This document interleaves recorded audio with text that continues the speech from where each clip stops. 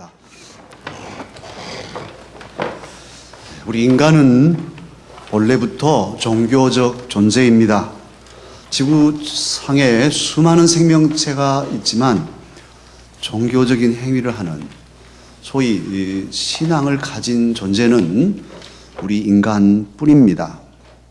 원시시대부터 많은 사람들은 각각 그러니까 하나님의 품을 떠나고 범죄한 사람으로서 하나님을 바르게 알지 못하니까 그저 어렴풋이 이게 신일까 칠성님을 섬기고 고목나무를 섬기고 용왕신을 섬기고 나름대로의 신을 섬겼어요.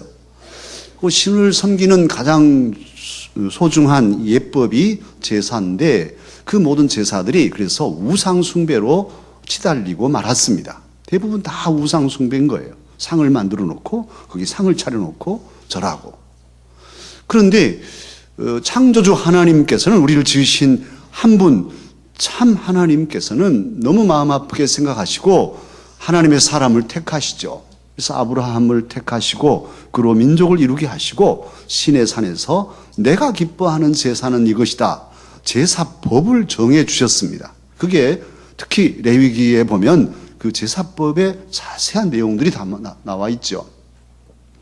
그 제사법의 핵심은 소나 양의 피로 제사를 드리라는 거예요. 피는 생명인데 우리가 죄를 지어서 죄의 값으로 죽음이 왔는데 이 죽음을 갱신하고 죄를 용서받으려면 생명을 치르라는 거예요. 생명을 대신 치러야 되는데 우리 생명은 하나뿐이니까 죄 지을 때마다 소나 양의 피를 흘려서 그들의 생명으로 우리의 생명을 대신 감당케 하는 제사를 드리게 하였습니다. 이제 이 제사를 드리던 구약의 시대가 끝나고 때가 참에 하나님의 아들이신 예수님이 오시죠. 그리고 그 예수님께서 십자가에 달려서 피 흘려서 제사를 드리셨어요. 그래서 구약의 짐승의 피로 드리는 모든 제사를 한 분 예수 그리스도 하나님의 아들이 당신의 몸으로 드린 제사로서 완성하여 주셨습니다. 할렐루야. 구약의 제사를 온전히 이루어 주셨어요. 그래서 구약 제사와 예수님의 제사가 어떻게 다른가 하는 것을 오늘 히브리서는 우리에게 설명하여 줍니다. 구약에는 제사장들이 수가 많았다는 거예요. 23절에 그 말씀을 하고 있죠. 그 수가 왜 많았냐 하면 제사장들은 사람이기 때문에 죽어요. 죽으면 또 누군가는 제사를 드려야 할 텐데 대를 이어야 되잖아요. 그래서 그렇게 하다 보니까 수가 많아졌는데 예수님은 영원하신 분이에요. 하나님이십니다. 하나님의 아들이십니다. 그러니 한 분이면 좋게요. 우리나라도 뭐 가짜 예수들이 옛날부터 많이 있었는데요. 다 가짜죠. 예수님은 오직 한 분뿐이십니다. 그 한 분이 족한 거예요. 무슨 뭐 다른 문선명 예수님이 있고 뭐 다 뭐 돌아가셨지만 죽었지만 말이죠. 예수님이 아니죠. 예수님의 그 본질은 영원하신 하나님이시기에 영원한 존재로서 한 분 제사장으로 만족합니다. 또한 구약의 제사장들은 레위의 지파로서 할아버지 레위의 혈통을 이어가는 가문의 사람들이 제사장이 됐어요. 물론 이스라엘 백성들 중에 장자, 12지파 중에 장자는 르우벤이었지만 르우벤이 소모와 통간해서 장자의 명분을 다 잃고 말죠. 그래서 이제 제사장의 직분을 레위 지파에게 맡기고 레위 지파는 하나님께 바쳐진 지파로 열회시키고 나머지로 12지파를 움직이지 않습니까? 그래서 이 레위 지파 가문에서 제사장이 계속 배출되게 됐는데 예수님은 어떤 계보로 제사장이 되셨냐? 예수님은 족보로는 유다 지파지만 영적으로는 오늘 히브리서 7장 1절 이하에 나오는 멜기세덱이라는 이 신비한 제사장의 계보를 잇습니다. 멜기세덱은 살렘 왕이에요. 예루살렘 할 때 그 살렘 평화의 왕인데 족보도 없어요. 어디서 왔는지 모르지만 믿음의 조상인 아브라함이 그 멜기세덱에게 11조를 바치고 그 멜기세덱의 축복을 받는 참으로 하나님의 귀한 특별한 제사장인데 이 멜기세덱의 반차를 이어서 예수님은 대제사장의 역할을 하셨다고 히브리서는 증거하고 있습니다. 또한 구약의 제사는 오늘 27절에 나옵니다만 계속 반복해야 되는 거예요. 날마다 반복합니다. 어제 드렸지만 오늘 또 드리고, 작년에 드렸지만 올해도 또 대속죄일 7월 10일에는 백성의 죄를 사하는 제사를 드려야만 되죠. 내년에 또 드리고 계속 반복하는 게 구약의 제사인데, 예수님께서는 단번에 딱 한 번으로 영원한 제사를 드리셨습니다. 할렐루야. 이것이 큰 차이죠. 또한 구약의 제사는 소나 양의 피로 제사를 드렸지만, 예수님은 어떤 제사를 드리셨습니까? 소나 양이 아니라 죄 없으신 당신의 몸으로 당신의 피를 들여서 저와 여러분의 죄를 사하여 주셨습니다. 예수님은 친히 대제사장이 되시면서 당신을 제물로 삼아서 하나님 앞에 드림으로써 모든 인류의 죄값을 대신 치르신 것이죠. 그래서 예수님의 제사는 구약의 제사를 완성한 온전한 제사입니다. 그러기에 구약의 제사는 임시 방편이요, 임시 효과지만 예수님의 십자가 제사는 완전하고 온전한 효력이 있습니다. 더 이상의 제사가 필요 없어요. 그래서 오늘도 우리는 피의 제사를 드리지 않아요. 소 잡고 양 잡지 않습니다. 왜냐하면 예수님이 피의 제사를 완성하셨기 때문입니다. 그 예수님에 대해서 오늘 본문 26절은 예수님이 어떤 분이신가 그 아름다운 모습을 증거하고 있습니다. 예수님은 거룩하시며 거룩하신 분이라는 거예요. 거룩하시다는 것은 완벽한 깨끗함, 완벽하게 깨끗함을 의미해요. 죄가 없으신 분임을 말씀합니다. 또 악이 없으신 분, 정말 순수하신 주님이심을 증거합니다. 세 번째는 더러움이 없는 분이라고 말씀하죠. 흠결이 없는 분이에요. 옷에 무슨 오물이 묻었다든지, 또 귀가 하나 없다든지, 눈이 하나 없는 이런 결함이 있는 존재가 아니라 무흠결한, 흠과 티도 없으신 온전하신 주님이시라는 말씀이에요. 그래서 우리 신학적으로 예수님을 완전한 하나님이시면서 완전한 사람이라고 말씀합니다. 예수님은 완전한 하나님이시면서 세상 속에 오신 완전한 인간이십니다. 가장 아름다운 모델의 사람이셔요. 죄 없는 사람으로서 우리 같은 죄인들을 사하시기 위해 당신의 죄 없는 몸을 주시고 생명의 피를 흘려서 물과 피를 쏟으심으로 우리의 모든 죄를 사해 주셨습니다. 부처님도 훌륭하시고 공자님도 훌륭하셔요. 절대로 이분들의 가르침이 잘못되지 않아요. 좋은 말씀들을 하시고 그렇게 또 아름다운 삶을 사셨지만, 그럼에도 불구하고 저와 여러분의 죄의 문제를 근본적으로 해결해 주시는 분은 오직 한 분, 죄 없으신 하나님이시면서 완전한 사람이신 예수 그리스도 뿐입니다. 그래서 우리는 예수님만이 구원자라고 어거지 같지만 이건 진리이기 때문에 주장하는 바죠. 부처님 우리 위하여 피 한 방울 흘려주시지 않았어요. 그분도 사람이기에 허물이 있어요. 공자님 훌륭하시지만 그분에게도 허물이 있고, 그분도 역시 도를 닦으면서 사셨지 우리를 구원할 그러한 구원자의 모습은 아니란 말이에요. 우리 주님만이, 우리 예수님만이 정결하시고 거룩하시고 악이 없으시고 더러움이 없으신 완벽한 구원자이시죠. 그래서 참으로 우리의 죄를 사하실 수 있는 유일한 적격자, 세상의 사람들의 죄를 사할 텐데 누가 사할 거냐? 저요. 너 죄 없냐? 아니요. 저도 죄 있는데요.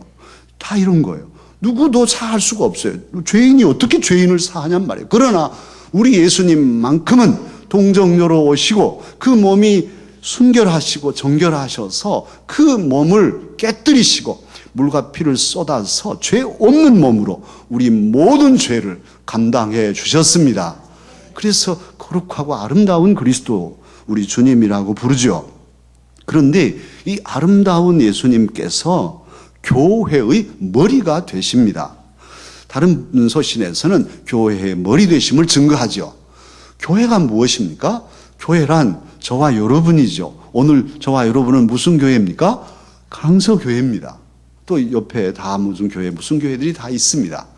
뭐 가짜 교회나 이단이 아닌 바에는 다 한 가족들이죠. 이 교회는 예수님께서 십자가에서 피 흘려서 핏값을 주시고 우리를 죄 가운데서 건져내시고 사셨어요. 너는 이제 내 아들이고 내 딸이야. 그렇게 핏값으로 우리를 사서 모아놓으신 거예요. 자, 너희들은 이제 강서 교회로 모여서 나를 섬기고 살아다오. 이렇게 해서 우리는 강서 교회가 됐어요. 저와 여러분이 여기에 나와 있는 것은 주님의 은혜입니다. 주님이 우리를 사셨습니다. 그리고 이 교회의 머리는 누구이실까요? 예수님이십니다. 교회의 머리는 예수 그리스도이십니다. 머리라는 뜻은 무엇일까요? 머리는 우두머리잖아요. 이 머리는 지도자고 머리는 주인이시고 머리는 대장이심을 의미하죠. 우리 예수님이 이 교회의 지도자시고 이 교회의 주인이십니다. 이 교회를 이끌어 가시는 그런 대장이십니다. 그래서 주님, 우리의 머리이시니 주님의 뜻이 무엇인지를 우리가 늘 묻고 깨닫고, 주님이 그렇게 하기를 원하시네요 하고 그 뜻을 순종하고, 예수님 우리의 머리이시니 주님처럼 살고 싶어요 하고 주님을 닮고, 말이나 행동이나 생각까지도 주님을 따라가는, 닮아가는 그런 삶을 살아야 할 의무가 우리에게 있습니다. 왜냐하면 주님이 우리를 구원하셨고 우리의 머리이시기 때문입니다. 오늘 성찬을 베풀어 놓고 있는데요. 이따 이제 우리가 성찬을 먹고 마실 텐데, 성찬이 무엇입니까? 예수님께서 그 거룩한 정말 존귀한 그 몸을 깨뜨리시고 온갖 수치를 당하셨지만 그것도 함께 몸을 찢겨서 우리를 위해 주신 거예요. 그래서 성찬 최후의 만찬 때 의미를 부여하시죠. 떡을 떼어서 주시면서 이것은 나의 몸이니 받아 먹으라.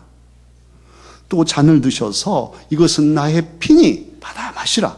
이 피 속에는 나의 언약이 들어있다. 이 피가 너희를 용서할 은혜라고 믿으면 그 믿음의 효력이 너와 너희 자녀 가족에게 임할 것이다 하는 약속이 들어있단 말이에요.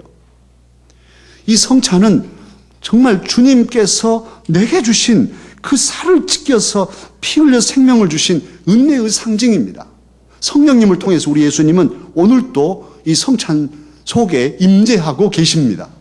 그러기에 온 정성을 다해서 이 성찬을 먹고 마실 때 감격스럽고 그 성찬의 은혜가 내 삶 속에서 생수의 강물로 흘러넘치게 될 것입니다. 많은 사람이 모여 있다 할지라도 이 성찬이 없는 공동체는 교회가 아니에요.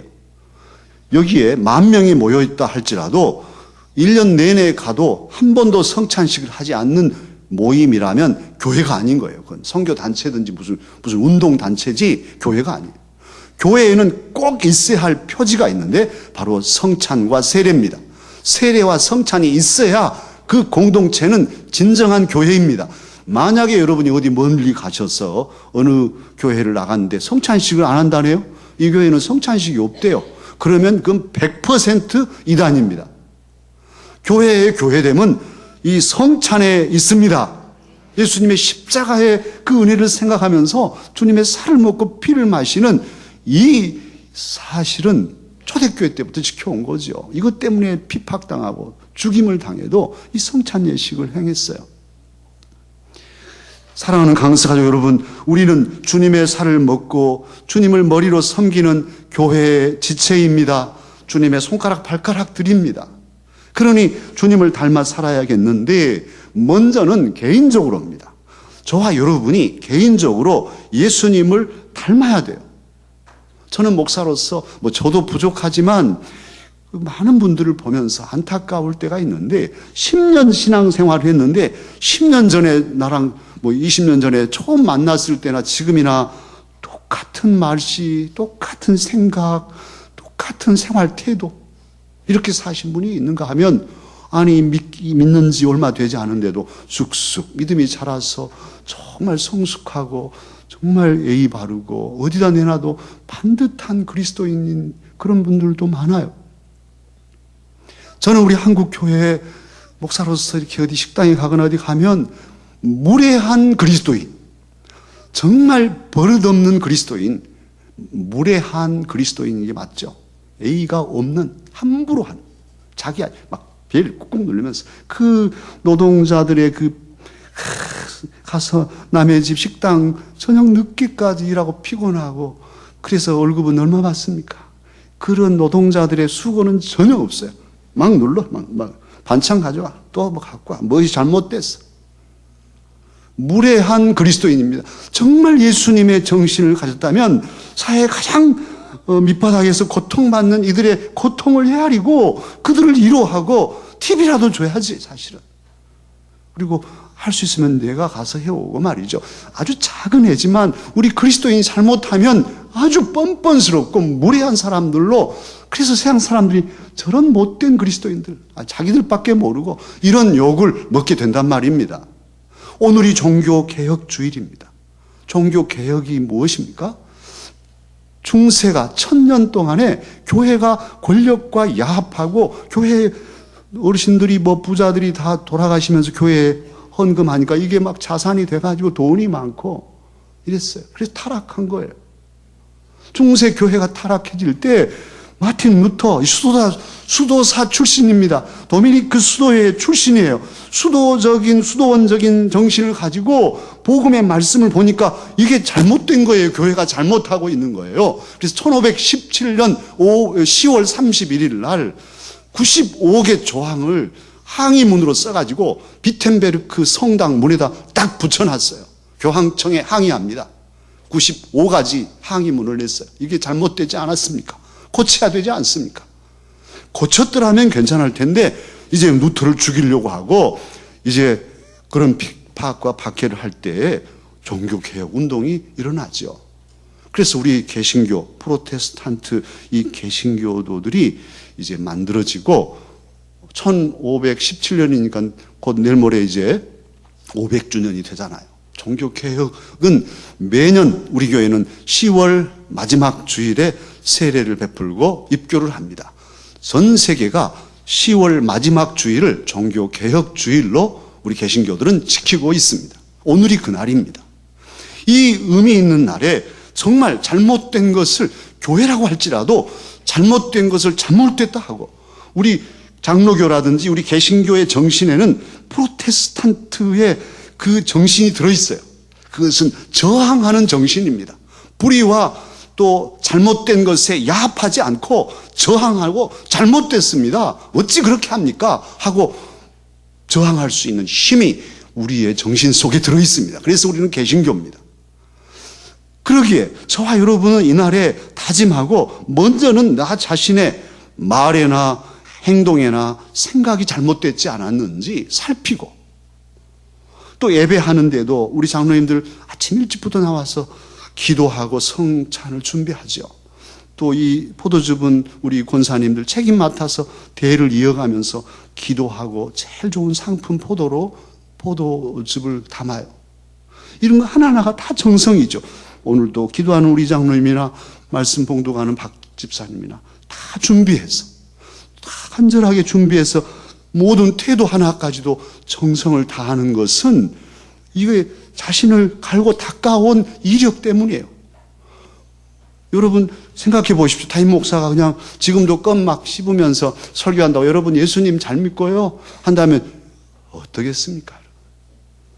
정말 찬송을 불러도 온 마음으로 온 정성을 다해서 그렇게 부르고, 우리 찬양대 마찬가지. 정말 오늘 이 설교를 1, 2부 했는데 3부 예배 우리 윤 집사님 찬양하기 전에 어땠습니까? 예배당 안에 시끄럽게 장터같이. 이건 아니죠. 정말 예배를 준비한다면 본문을 찾아서 본문을 읽고, 하나님 오늘 또 설교자에게 은혜 주시고 모든 예배자들에게 은혜 주셔서 이 예배를 통해 주님을 깊이 만나게 해 주옵소서 하고 기도해야 할 텐데 그냥 막 시끄러워 얘기하시면 현관에서 커피도 마시시면서 앳들에서 재밌게 얘기하시고 일단 올라오면 참으로 예배에 집중해야 되지 않겠습니까? 이런 것들도 하나하나 가르쳐 주지 않아도 주님을 향하여 잘 보면 생각이 나요. 개혁해야 돼요. 개혁해. 또 예배를 잘 드리는 선배 신앙인들, 장로님들, 안수집사님들, 권사님들을 보면서 참 저분처럼 나도 신앙생활을 해야겠다. 모델을 정하고 배워가는 것이죠. 그래서 날이 갈수록 새로워지는 것이 개혁교회, 우리 종교 개혁을 한 개신교도들의 태도입니다. 저와 여러분이 그렇게 스스로를 개혁하며 살아가십시다. 오늘까지는 잘못됐더라도 다음 주부터는 정말로 모든 것 하나하나를 더 하나님께 집중하잔 말이에요. 또한 가정에 들어가서도 가정도 개혁되도록, 정말 가정이 행복한 가정이 되도록 나 한 사람 한 사람이 말에나 행동에나 생각까지도 주님께 묻고 주의 뜻을 좇아가면서 가정을 세우는 것, 그건 아름다운 일이에요. 정말 신앙이 제대로 박힌 집안은 절대로 망하지 않습니다. 그렇게 길러내는 자녀들 절대 세상에서 무너지지 않습니다. 왜요? 신앙의 정신을 가지고 있기 때문에. 그렇게 길러가잔 말이에요. 그리고 우리 강서교회 참으로 평안한 교회고 지금까지 어려운 문제 없이 잘 가고 있습니다만 참으로 무너지는 것은 순식간이에요. 우리 교회가 이 지역에서 정말 건강한 모델로 칭찬받는 교회로 서야겠어요. 지난 여전도에 그 지도자들 각 지교회 회장단들 오셔서 우리가 섬겼잖아요. 너무너무 우리 교회 따뜻하고 정성을 다하고 감동을 하셨다고 말로만 그런 줄 알았더니 아마 이게 정말 여러 분들이 그런 걸 보면서 우리 교회가 잘 가고 있어요.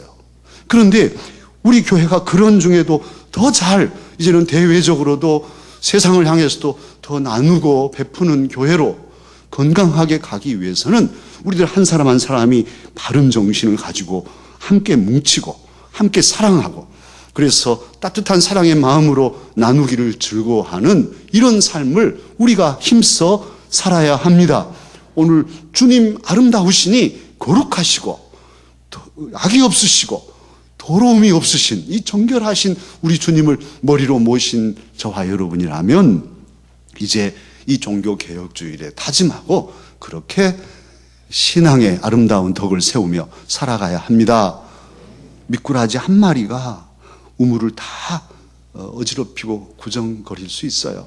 그러나 충성된 종 한 사람이 바로 서면 무너져가던 교회도 바로 세울 수 있고 아름다운 복음의 역사를 널리 펼칠 수 있습니다. 저와 여러분 충성된 종으로 살아가십시다. 기도하겠습니다.